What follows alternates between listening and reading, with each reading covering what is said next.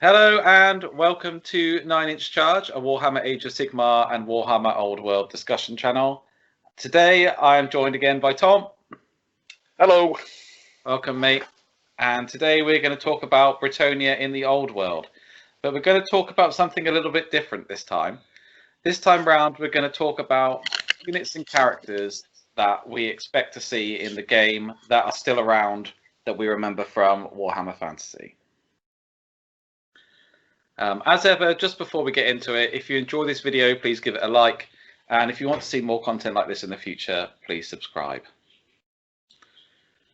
All right, Tom, let's jump into it. So first up, we have the Lady of the Lake. Excellent. Lead the charge on the Lady of the Lake. Yeah. Okay, let's charge off. So the Lady of the Lake is the goddess of the Bretonnians. She drew them up from a tribe of primitive horsemen and gave them nobility and honor, rivaled only by that of the High Elves. She stands for purity, nobility, and courage in the face of danger. She's the ideal lady, everything a knight should love and strive to serve. During the end times, it was revealed that the Lady of the Lake was the elven goddess Lilith, although she had over time come to prefer her human worshippers. This was a bit controversial during the end times. A lot of Bretonnian players felt let down by this. They felt like she should have been a goddess in her own right and not been borrowed from another pantheon. I didn't feel this. I know I'm a bit biased because I used to collect elves, but I felt that, you know, she is a goddess and she's a kind of goddess who's pulling lots of strings from behind the scenes, but actually ultimately she did grow to love the human people that worshipped her more than the elves, and she was very direct in the way that she would interact with them. You know, a lot of elves won't come and actually, you know, greet people, speak to people, bless people on an individual level, and that's what she used to do to the Grail Knights. Yeah, it's not common for elves to go out of their way to interact with humans. You know, they kind of look down upon them. So see them wanting to protect, you know, cultivate and grow some kind of relationship with a human is quite spectacular, and I think it does a lot of justice to the Bretonnians. Yeah. Okay, so I think we'll come back to the Lady of the Lake later on when we talk about Grail Knights and things like that, but the next character that we want to talk about is the Fey Enchantress, and she is the personal representative of the Lady of the Lake. Some believe that the Fey Enchantress has lived through all ages of Bretonnia, making her thousands of years old. Others speculate that the Fey Enchantress passed from the world and then she's reincarnated so that she can continue her sacred duty.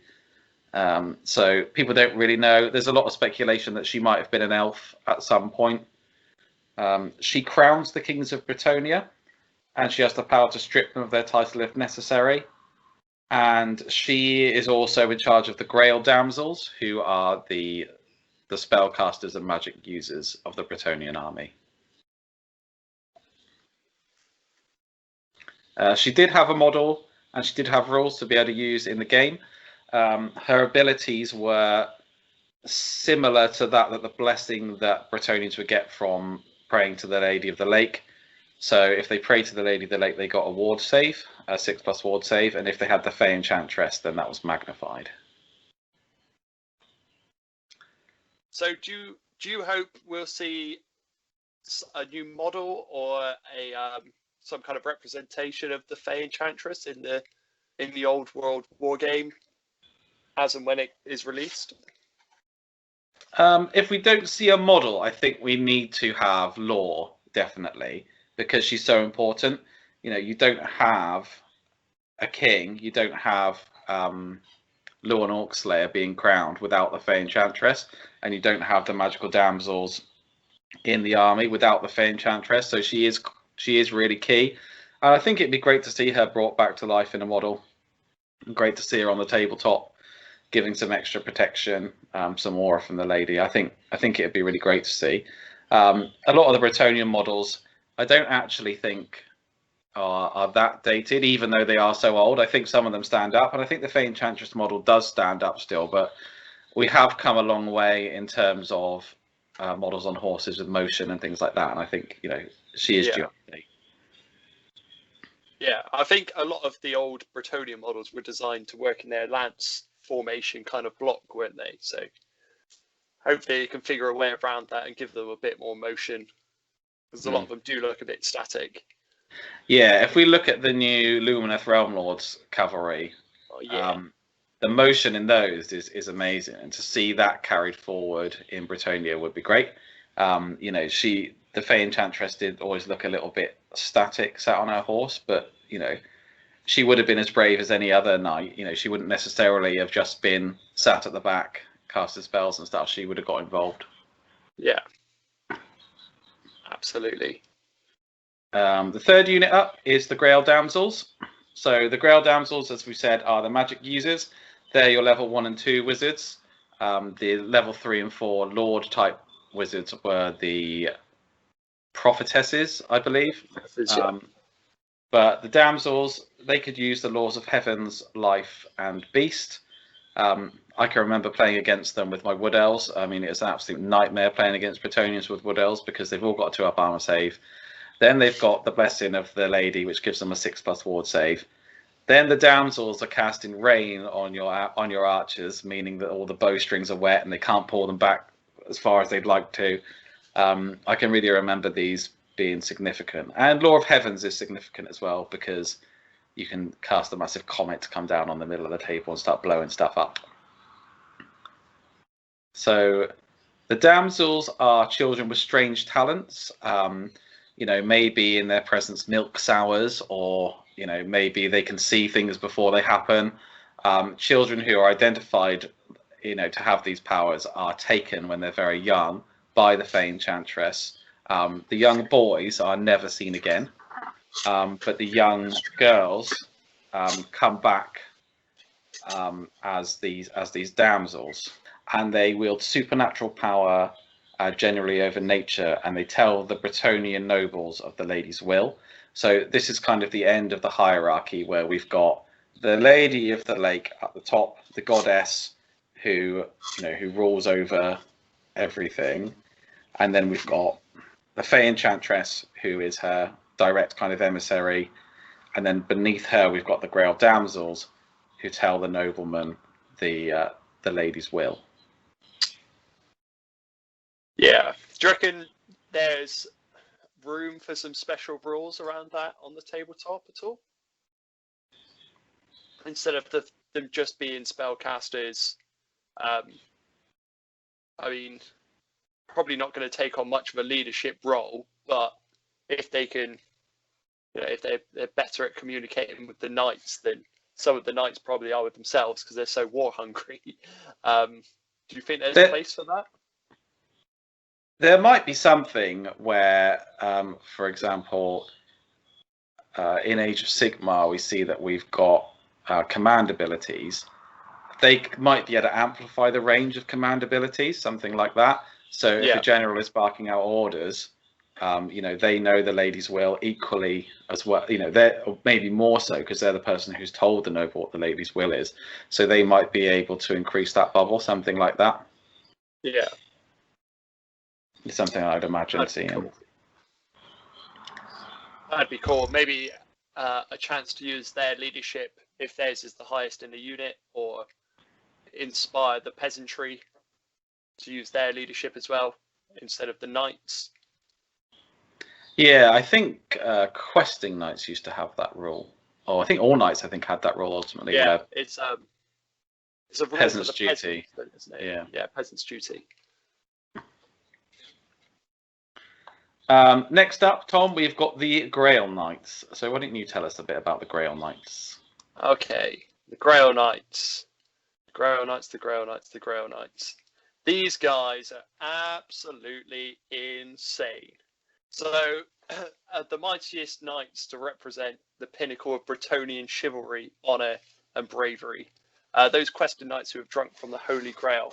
Now, to drink from the Holy Grail is no small feat. A quested knight that's done this has achieved all of their quests. And not only that, they've most likely bested the Green Knight in single combat, which is no small feat. So these guys are like the pinnacle of human warriors, and then they're blessed by the Lady of the Lake with from drinking from a special chalice, which I'll let you think about.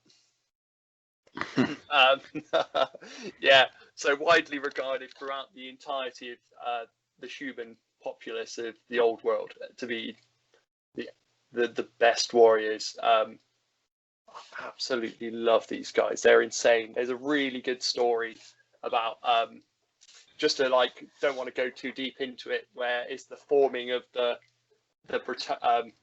unification of Bretonnia. So good old Giles the Breton and 3 of his closest advisors finally discover the Lady of the Lake, and they bestow upon them the blessing that turns them into Grail Knights and the King. So when he's finally crowned King, the very next morning, 3 of them lead a charge of the entire army and slay just as many orcs as the rest of the army does. I mean, that's absolutely incredible. If you want to get someone excited for Grail Knights, read that. That's really cool. Yeah, I can remember playing against these on the battlefield, and I think what was different about the Grail Knights is that they used to use their lance formation, which meant that they could have the frontage of a unit in Warhammer Fantasy Battles. Well, first it was 4 and then it was 5, but a Grail, the frontage of a lance formation is 3 at the front, and then every model on the side going back could also attack. So if you were in lance formation and you had 3 at the front, and then you had the next rank was 3, 2 of those could then attack, and so on and so forth. And it just made them absolutely devastating. Yeah. The main thing to remember about how Grail Knights fought was, they had a really long charge range, and they had a weight of attacks when they charged because of their formation. And in Warhammer Fantasy Battles, if you charged, you attacked first. So they're going to go in and they're going to hit you, and I believe they were strength 6 on the charge. Yeah, strength 4 naturally, strength 6 with a lance on the charge. I mean, there's not really anything that's going to stand up to that. No. Isn't it a 6th edition rule as well, where you took from the front rank, and if you depleted the first 2 ranks, you couldn't fight back? Or was that 5th edition? Oh my goodness, you're testing my memory now. Yeah. But it's something that made them really awesome. You charge in, you'd have a unit of 15. They had 2 attacks each, so that's 6 from the front, including the champion 7, and then the rest go back. So you most of the time hitting on a 3 because they're weapon skill 5. Like, not even elves venture into the weapon skill 5 territory. Just a little. That's nice when lore and rules actually marry up like that. And then initiative 5, so they're going to hit you first. Yeah. They're probably taking out as many as they can. Shame they don't get impact hits. Yeah. I think they've got enough going for them. Yeah, probably. But I guess what I wanted to say about these is that it is so. Obviously, in the previous video, we talked about the errantry wars. And that's kind of the setting that we're going to see. It's extremely rare for large forces of Grail Knights to fight in errantry wars. The errantry wars are mainly campaign to knights errant to earn honor. So some Grail Knights will join the ranks of young knights errant, acting as mighty champions and giving them a source of inspirational leadership.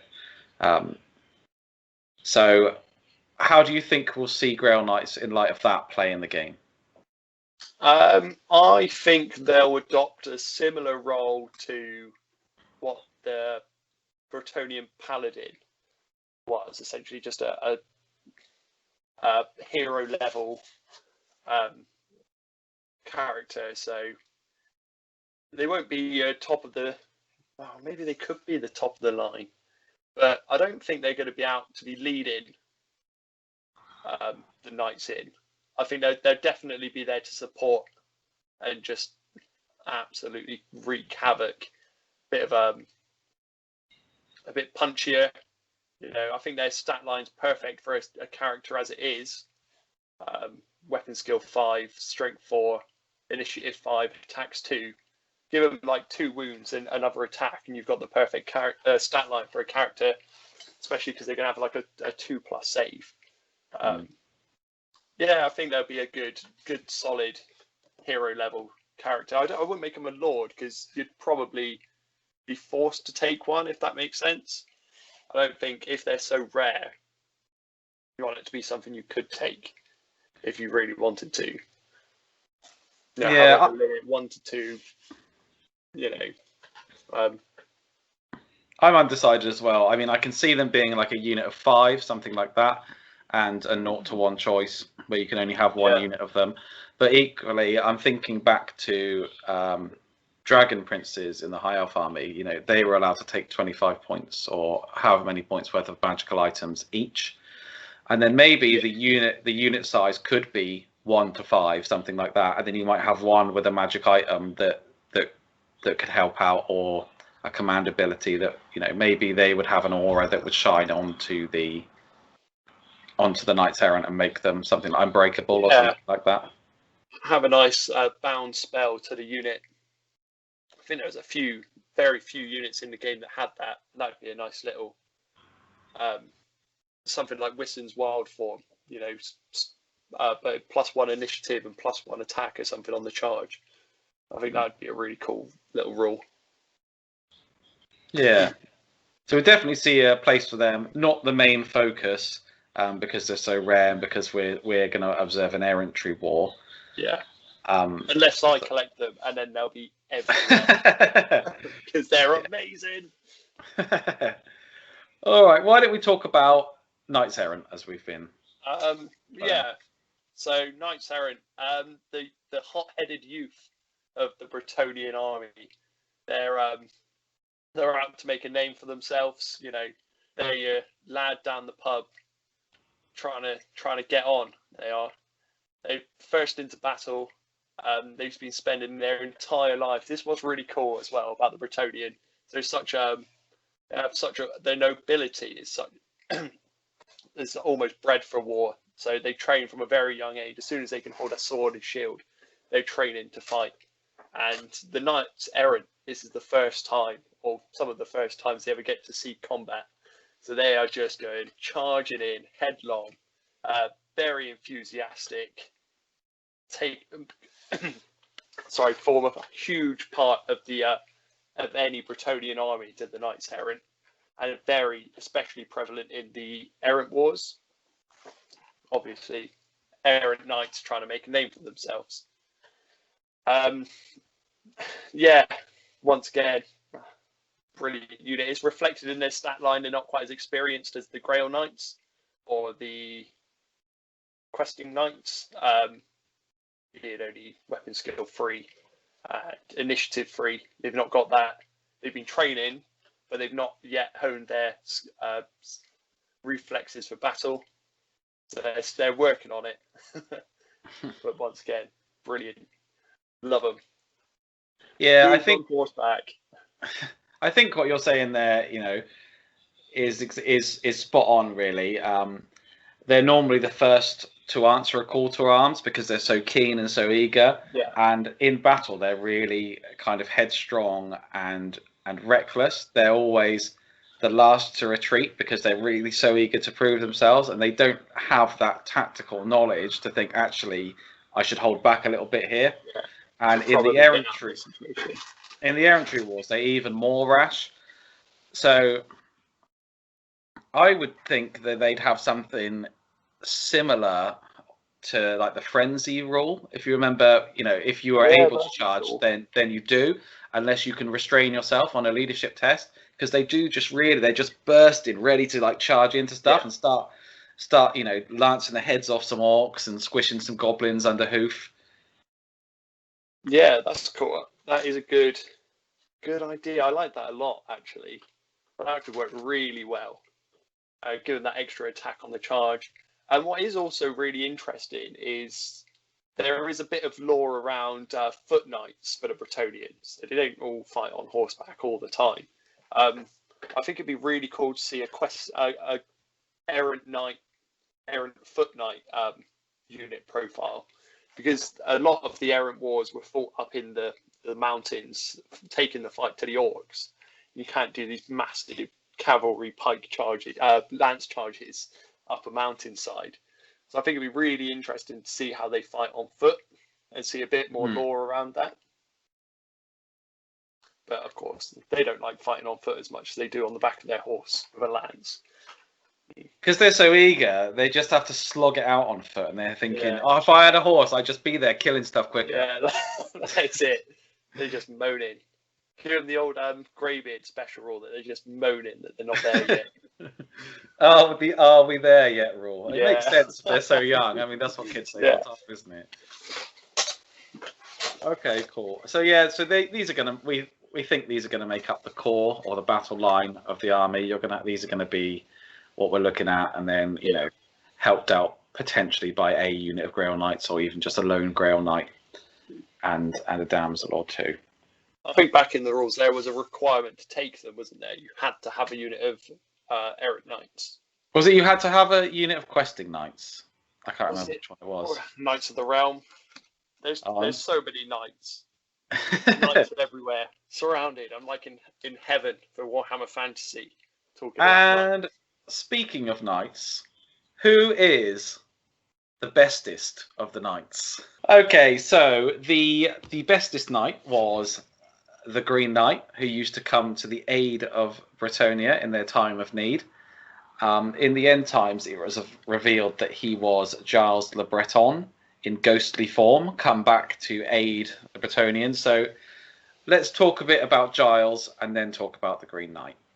Yeah. I know you've got a really interesting story you want to tell about Giles. All right. This will kind of paint the picture for you. So Giles, let's just say he was before I start, he was the uniter of Bretonnia and one of the first Grail Knights, and he was the first king of Bretonnia. He's a hero of legend old, and he was famous for winning 12 battles in succession. But before all of that happened, before he was even a Grail Knight, there was a dragon besieging the lands of Bretonnia. A massive, massive dragon. A dragon that could swallow a horse whole without chewing. This to kind of give you the idea of how big this dragon was. And Giles the Breton, you know, was a knight who saw a need to vanquish this dragon. And as he was riding along, he saw a burning village in the background, because everything is an RPG with a burning village in it.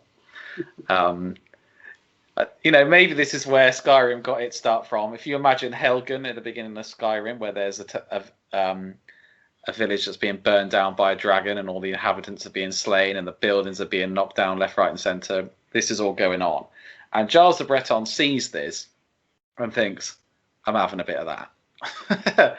So he rushes headlong towards the town or village, and you know, he's charging through. There's fire everywhere, and his horse just keeps riding through all the fire, you know, leaping over it and this sort of stuff.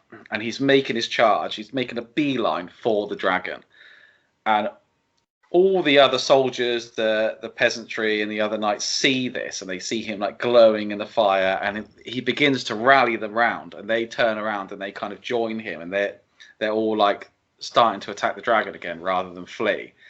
Now, as he's charging in, the dragon lands down and is like squared off against him, and it inhales. And Giles knows that if this charge goes wrong, you know, his armor is about to be melted to him, and he's about to be a goner. But because he's rallied the troops round, an arrow comes across and hits the dragon in the eye, and as it's kind of rearing its head to breathe its fiery breath, it gets caught in the eye, and it rears up and exposes its like soft underbelly, and Giles just rams it with his lance straight through its scales and into its heart, and snaps its lance off in its stomach and just kills it in one go. He's absolutely insane. Like, you just don't do that to a dragon. And that is how you become a Grail Knight. That is how you do it. He did fight 12 or 15 wars against the Greenskins as well. Some really notable victories that I'm not sure if we've really got time to go into, but they're really worth reading. Yeah, he's just an absolutely incredible hero character. Some really great lore behind him as well. And he carries on even after his death to stand protectorate of the Bretonnian people. He even helps appoint the Grail Knights. He stands before them in single combat and challenges them before they get to take a drink from the Holy Grail.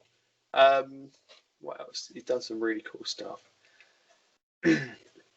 But really, during the final times of the end times, what a weird thing to say.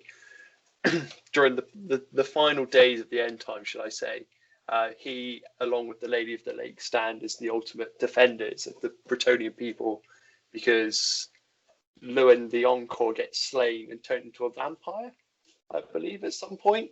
Although appointing him the champion in his honour, they do ride out and try and save the old world once more together.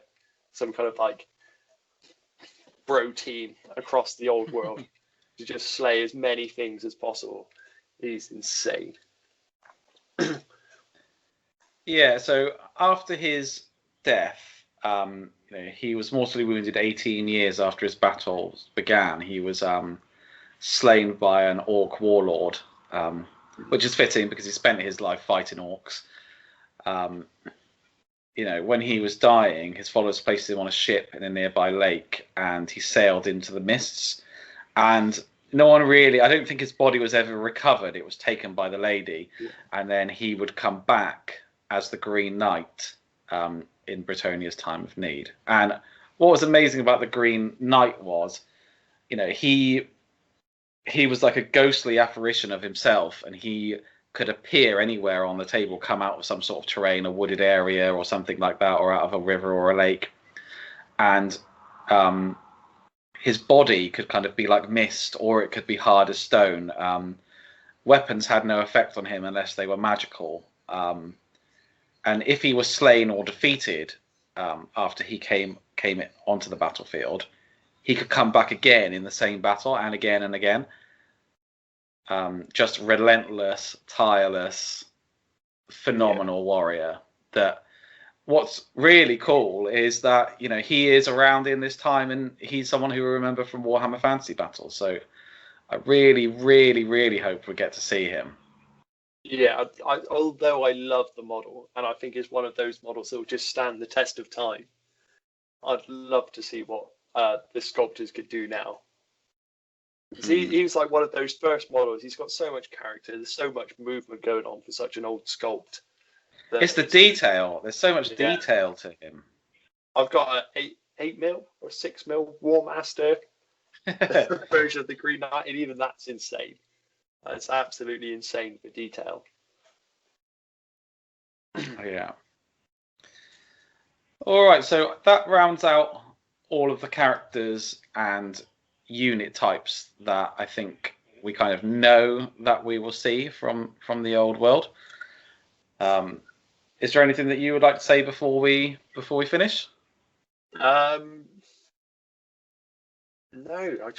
I think the Bretonnians is such a cool way to bring back the old world, being some of humanity's greatest warriors.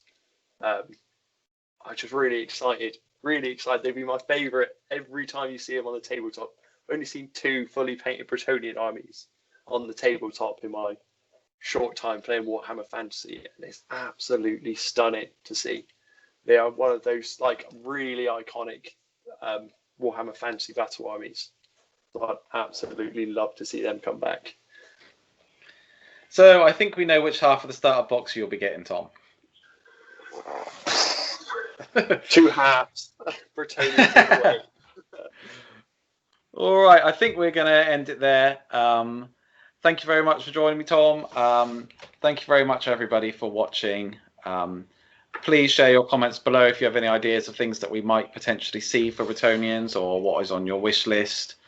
As more information comes out, we'll be doing more of these. I think the next one we're going to do is on how can Games Workshop make this game a success compared to Warhammer Fantasy Battles that obviously sadly had to end. Yeah, that's going to be a juicy subject. We'll probably record that one sometime in the next week or so. So look out for that. So as ever, thank you very much for watching, and I hope all your charge rolls are at least a 9.